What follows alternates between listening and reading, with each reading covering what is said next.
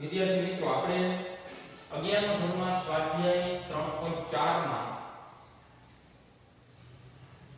બીજો દાખલો આજે ગણવાનો છે. સ્વાધ્યાય 3.4 નો દાખલા નંબર 2.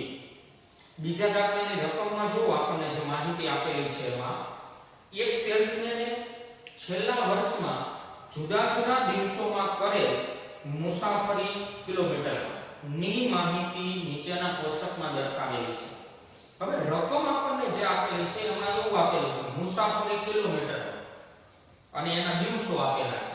હવે મુસાફરી કિલોમીટરમાં જે આપેલી છે ને એ વર્ગ સ્વરૂપે આપેલી છે. જો 0 થી 100, 100 થી 200, 200 થી 300, 500 થી 600 સુધીના વર્ગ આપેલા છે. વર્ગ અને એની સાથે જે આપેલા છે દિવસોની સંખ્યા એને કહીએ આવૃત્તિ. તો વર્ગ અને આવૃત્તિ બે રકમમાં આપેલા છે આપણને. તો એનો અર્થ એવો થયો કે આ વર્ગવાળો દાખલો છે. વર્ગવાળો દાખલો હોય તો બધાના આપણા મોટા સૂત્ર મૂકવા પડશે ને આપણે. શું માંગેલું છે આપણી પાસે? ચાર મુદ્દાઓ માંગેલા છે. ઈ દાખલામાં જુઓ મધ્યસ્થ, પછી Q3, D8 અને P62 P62 શોધો. એટલે મધ્યસ્થ માંગ્યો, ત્રીજો ચતુર્થક માંગ્યો, 8મો દશાંશક માંગેલો છે અને 62મો શતાંશક માંગેલો છે અને તેનું અર્થઘટન કરો. આવું માંગેલું છે આપણી પાસે. તો હવે આપણે વર્ગ અને આવૃત્તિ દર્શાવી દીધી. સાથે આપણે એક નવું કોલમ બનાવવાનું થશે CFI, જેને આપણે સંચય આવૃત્તિ તરીકે ઓળખીએ છીએ. તો સંચય આવૃત્તિ કેવી રીતે બનાવવાની છે? આ જે આવૃત્તિ છે એને ક્યુમ્યુલેટ કરતો જવાનું છે, મતલબ કે ભેગી કરતી જવાની છે. તો સૌથી પહેલા આ 5 ના 5 m ના m જ આપણે મૂકી દઈશું CFI માં 5 ના 5. હવે 5 માં નીચેની આવૃત્તિ ઉમેરતા જશું. 5 + 18 એટલે મળશે 23. 23 + 24 47. 47 + 7 એટલે 54. 54 + 5 એટલે 59 અને 59 + 1 એટલે 60. આવૃત્તિનો સરવાળો જે થાય એને n વડે દર્શાવવાનો છે. આપણે n = 60. તો આયા તમે સંચયિત આવૃત્તિ શોધો ત્યારે છેલ્લી આવૃત્તિ 60 ના 60 મળી જવા જોઈએ ફરજિયાત. એટલે આ એક માત્ર નવું કોલમ બનાવવાનું હતું આપણે CFI. તો જરૂરી ગણતરીમાં આટલી જ ગણતરી કરવાની હતી. વર્ગ આપેલા છે, આવૃત્તિ આપેલી છે, આવૃત્તિનો સરવાળો કર્યો આપણે અને એક નવું કોલમ તૈયાર કર્યું CFI સંચય આવૃત્તિ. હવે આપણી પાસે જે ચાર મુદ્દાઓ માંગેલા છે એક પછી એક લેતા જાય. સૌથી પહેલા માંગેલું છે મધ્યસ્થ. હવે મેં તમને કીધું કે વર્ગવાળો દાખલો છે તો મોટા સૂત્ર L+ વાળા મોટા સૂત્ર મૂકવા પડશે આપણે. તો સૌથી પહેલા મધ્યસ્થ શોધી આપણે. મધ્યસ્થને સંકેતમાં આપણે m વડે દર્શાવીએ છીએ. તો આપણું પહેલું કામ કયું? મધ્યસ્થ માટેનો વર્ગ નક્કી કરવો પડશે. પછી એનું મોટું સૂત્ર લાગુ પડશે. મધ્યસ્થ માટેનો વર્ગ બરાબર n ના છેદમાં 2 મું અવલોકન.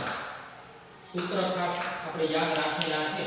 મધ્યસ્થ માટેનો વર્ગ બરાબર n/2 મું અવલોકન. હવે આમાં કિંમત મૂકી દઈએ. n એટલે 60. 60 ભાગ્યા 2 મું અવલોકન એટલે 30 મું અવલોકન. હવે આ 30 મું અવલોકન જે જવાબ આવે છે એને આપણે સંચય આવૃત્તિમાં જોવાનું છે.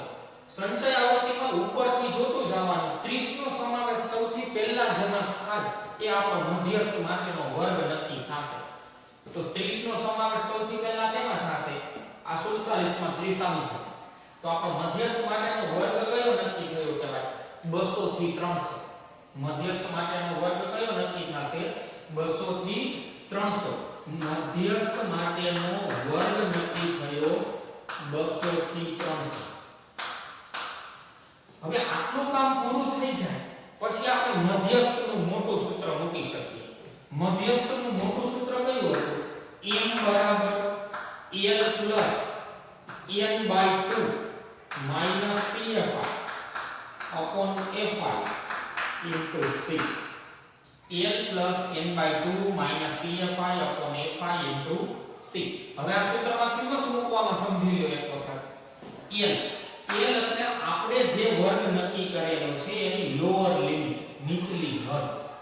તો લોઅર લિમિટ શું થશે? 200. l એટલે 200 plus n by 2. n by 2 એટલે કે 30. 60 ભાગ્યા 2 એટલે સીધો જવાબ અહીંયા લખી નાખશું આપણે 30 માઈનસ n by 2 એટલે 30 માઈનસ CFI એટલે આપણે જે વર્ગ નક્કી કરેલો છે 200 થી 300. આપણો જે વર્ગ છે એના ઉપરના વર્ગની સંચય આવૃત્તિ. CFI એટલે શું થાય? આપણા વર્ગના ઉપરના વર્ગની સંચય આવૃત્તિ. તો આપણા વર્ગનો ઉપરનો વર્ગ જે છે એની સંચય આવૃત્તિ કેટલી થશે? 23. તો CFI એટલે 23 ના છેદમાં FI એટલે આપણો જે વર્ગ છે એની ખાલી આવૃત્તિ, સંચય આવૃત્તિ નહીં, આવૃત્તિ. તો આપણા વર્ગની આવૃત્તિ કેટલી છે? 24 એને ગુણ્યા c એટલે આપણે જે વર્ગ નક્કી કરેલો છે એની વર્ગ લંબાઈ 200 થી 300 ની વર્ગ લંબાઈ કેટલા થશે? 16. l એટલે આપણા વર્ગની lower limit plus n by 2 એટલે 30 માઈનસ CFI એટલે આપણા વર્ગના ઉપરના વર્ગની સંચય આવૃત્તિ 23 ના છેદમાં FI એટલે આપણા વર્ગની આવૃત્તિ 24 એને ગુણ્યા c એટલે આપણા વર્ગની વર્ગ લંબાઈ. હવે આનું સાદુરૂપ આપી દઈએ. 200 પ્લસ 30 માઈનસ 23 એટલે કે 7 ના છેદમાં 24 એને ગુણ્યા 100. તો 200 પ્લસ 7 ગુણ્યા 100 એટલે કે 700 ભાગ્યા 24. 700 ભાગ્યા 24 કરો વિદ્યાર્થી મિત્રો એટલે આવશે 29.17. 29.17. તો મધ્યસ્થ આપણો કેટલો મળશે? 200 પ્લસ 29.17 એટલે 229.17 કિલોમીટર મુસાફરી આપેલી છે કિલોમીટરમાં. તો આપણો જવાબ આવ્યો 229.17 કિલોમીટર. હવે આપણી પાસે અર્થઘટન માંગેલું છે. અર્થઘટન.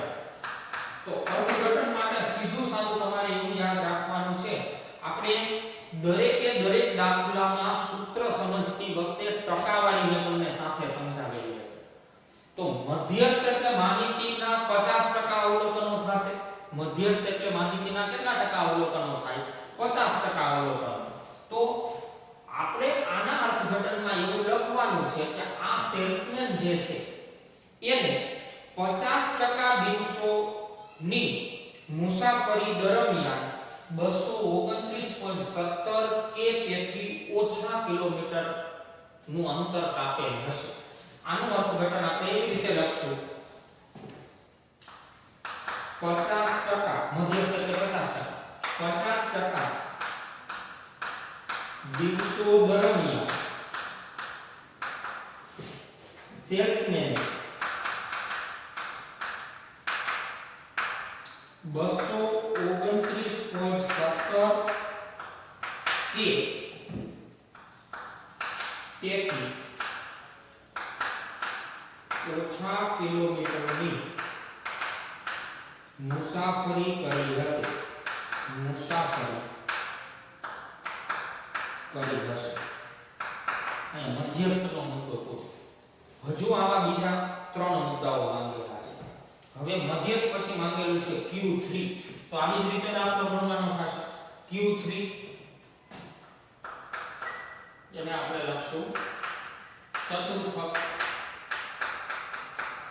તો ચતુર્થક માટે આના જેમ જ બે સ્ટેપ.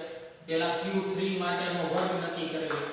Q3 માટેનો વર્ગ બરાબર 3 કૌંસમાં n ના છેદમાં 4 આવશે ને. ચતુર્થક એટલે 4 વડે ભાગવા પડશે. n ના છેદમાં 4 નું અવલોકન. તો 3 60 ભાગ્યા 4 નું અવલોકન. 3 60 ભાગ્યા 4 એટલે કે 15 નું અવલોકન. 15 ગુણ્યા 3 એટલે કે 45 45 મુ અવલોકન. હવે Q3 માટેનો વર્ગ આપણને મળી જાય. આ 45 કેમાં જોવાના? સંચય આવૃત્તિ. ઉપરથી જોતા જાઓ 45 નો સમાવેશ કેમાં થશે? 47 માં. તો ફરીથી પાછો કયો વર્ગ નક્કી થશે? 200 થી 300 વાળો જ વર્ગ નક્કી થશે. તો Q3 માટેનો વર્ગ કયો નક્કી થયો? 200 થી 300. હવે Q3 નું મોટું સૂત્ર મૂકી દઈએ.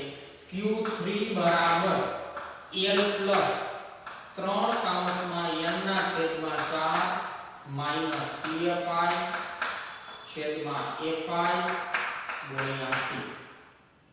n એટલે લોઅર લિમિટ 200 પ્લસ 3 n ના છેદમાં 4 3 n ના છેદમાં 4 એટલે 45 માઈનસ CFI એટલે આપણા વર્ગના ઉપરના વર્ગની સંચય આવૃત્તિ. એમાં પણ આવશે 23 ના છેદમાં FI એટલે આપણા વર્ગની આવૃત્તિ.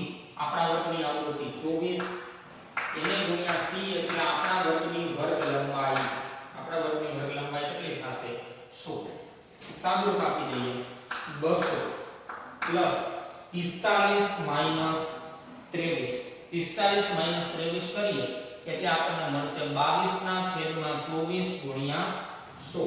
22 ના છેદમાં 24 ગુણ્યા 100. તો 200 પ્લસ 22 ગુણ્યા 100 એટલે કે 2200 ભાગ્યા 24. 2200 ભાગ્યા 24 કરીએ એટલે 91.67. 91.67. તો આપણો Q3 માટેનો જવાબ શું આવશે? 291.67 કિલોમીટર. એમાં અર્થઘટન માંગેલું છે. બધામાં અર્થઘટન લખવાનું છે. તો અર્થઘટન Q3 એટલે કેટલા ટકા અવલોકનો થાય? તો કે માહિતીના 4 ટુકડા. તો 25% ના 4 ટુકડા હોય તો Q1 25% એ, Q2 50% એ, તો Q3 75%. આ 50% લખ્યું ને એના બદલે 75% લખવાનું છે અર્થઘટન. 75% દિવસો દરમિયાન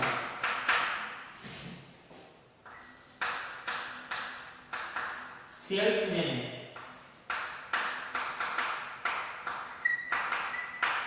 291.67 કે તેથી ઓછા કિલોમીટરની મુસાફરી કરી હશે. આ Q3 મળી ગયો આપણને. ત્રીજો મુદ્દો માંગેલો છે D8. D8 મતલબ કે 8મો દશાંશ.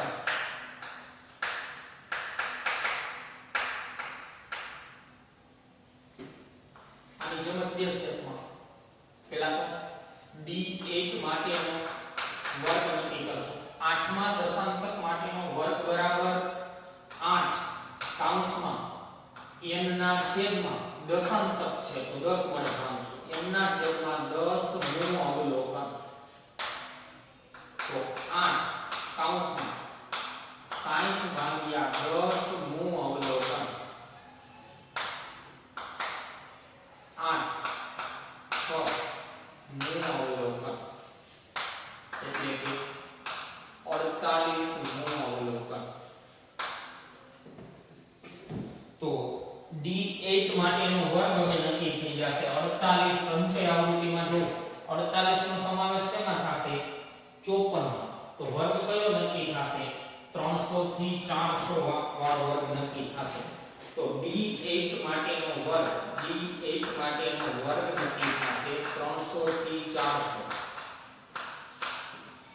હવે D8 માટેનું મોટું સૂત્ર મૂકી દઈએ. D8 બરાબર L પ્લસ 8 n ના છેદમાં 10 માઈનસ CFI છેદમાં FI ગુણ્યા C. L એટલે લોઅર લિમિટ 300 પ્લસ 8 ગુણ્યા n ના છેદમાં 10. 8 ગુણ્યા n ના છેદમાં 10 એટલે કે 48 માઈનસ CFI. CFI એટલે આપણા વર્ગના ઉપરના વર્ગની સંચય આવૃત્તિ, આપણા વર્ગના ઉપરના વર્ગની સંચય આવૃત્તિ કેટલી થશે?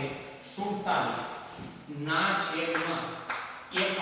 fi એટલે આપણા વર્ગની આવૃત્તિ. 300 થી 400 નો વર્ગ જોવો એમાં આવૃત્તિ છે 7, એને ગુણ્યા c. c એટલે આપણા વર્ગની વર્ગ લંબાઈ. 300 થી 400 ની વર્ગ લંબાઈ 100.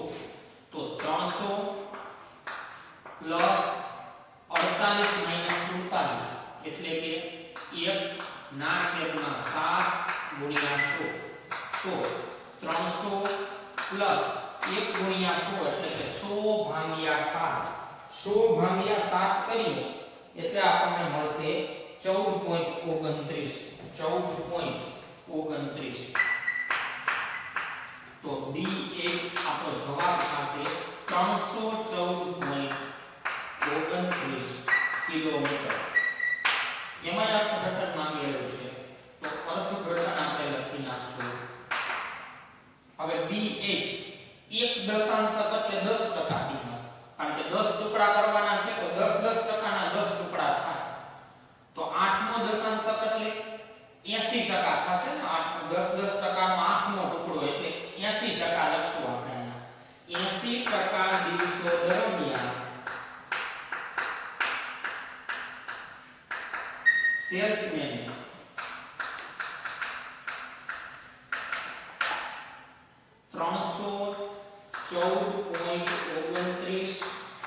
કે તેથી ઓછા કિલોમીટરની મુસાફરી કરી હશે. કે તેથી ઓછા કિલોમીટરની મુસાફરી કરી હશે.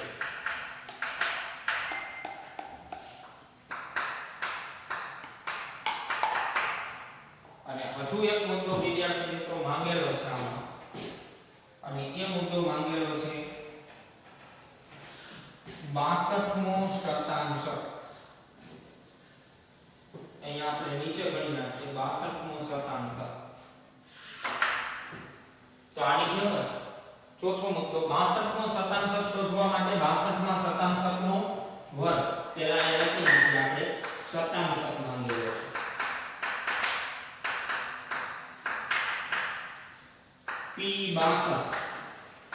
P62 માટેનો વર્ગ બરાબર 62 કૌંસમાં n ના છેદમાં શતાંશક એટલે 100 વડે ભાગવા પડશે. n ના છેદમાં 100 મૂ અવલોકન. તો 62 n એટલે કે 60 ના છેદમાં 100 મૂ અવલોકન. 62 60 ભાગ્યા 100 એટલે કે 0.6 મૂ અવલોકન. તો 62 ગુણ્યા 0.6 કરો વિદ્યાર્થી મિત્રો. 62 ગુણ્યા 0.6 એટલે 37.2. 37.2 મૂ અવલોકન. તો સંચય આવૃત્તિમાં જોશું આપણે 37.2 નો સમાવેશ. 37.2 નો સમાવેશ કેમાં થશે? 47 માં. તો પાછો કયો વર્ગ નક્કી થશે? 200 થી 300 વાળો. તો P62 માટેનો વર્ગ કયો નક્કી થયો? 200 થી 300 વર્ગ નક્કી થઈ ગયો. હવે P62 નું મોટું સૂત્ર મૂકી દઈએ આપણે. P62 બરાબર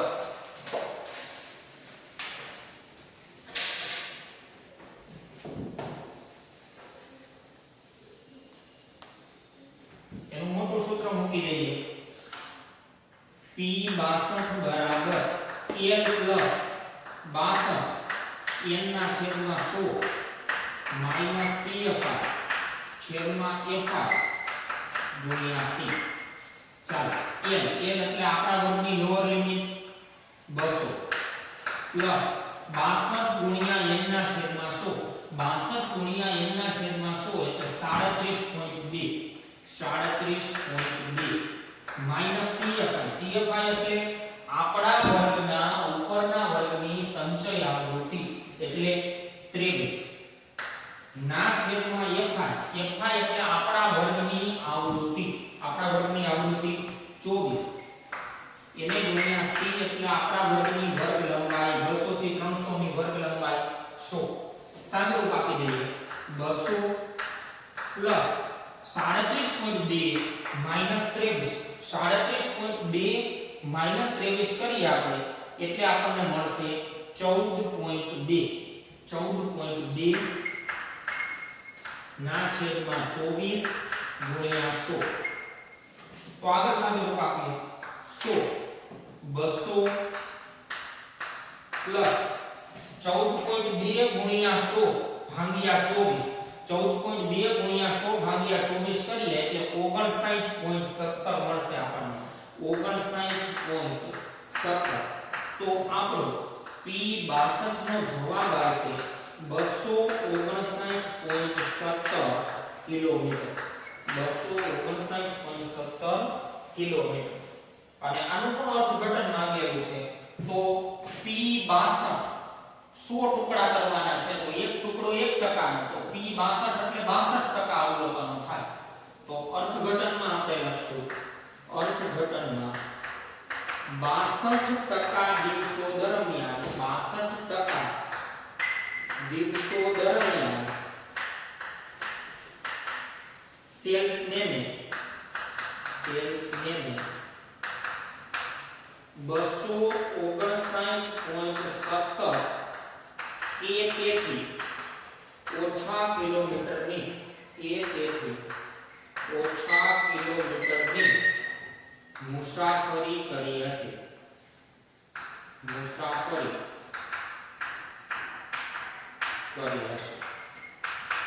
તો વિદ્યાર્થી મિત્રો આ દાખલો બીજો જો તમને બધાને સમજાણો હોય તો વર્ગવાળા મધ્યસ્થ ચતુર્થક દશાંશક અને શતાંશક શોધવાના બધા દાખલા આ જ પ્રમાણે ગણવાના હોય છે બરાબર છે આવતા વિડિયોમાં નવા દાખલાની સાથે ફરીથી મળશું ત્યાં સુધી આ દાખલો ખાસ જોઈ લ્યો અને તમારી ફેરબુકમાં પણ